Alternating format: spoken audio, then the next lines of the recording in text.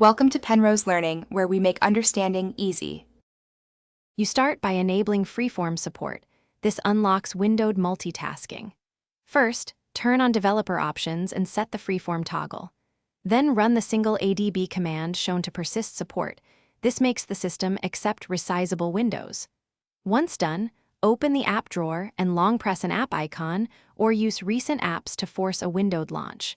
You do this because freeform requires system-level flags. Enabling them now prevents crashes and allows the UI to behave like a desktop.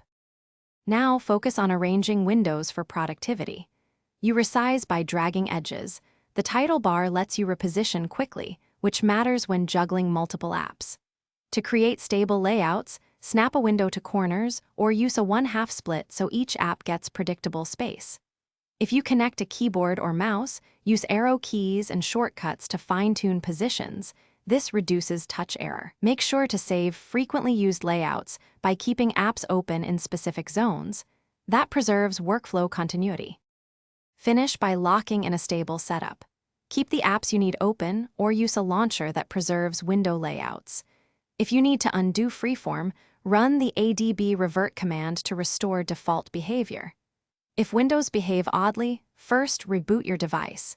If that fails, clear the problematic app's cache and rerun the ADB enable command. One key troubleshooting tip: inconsistent behavior usually stems from background process limits, so check battery settings and disable aggressive app. Thanks for watching. If this was helpful, leave a like and consider subscribing. See you next time.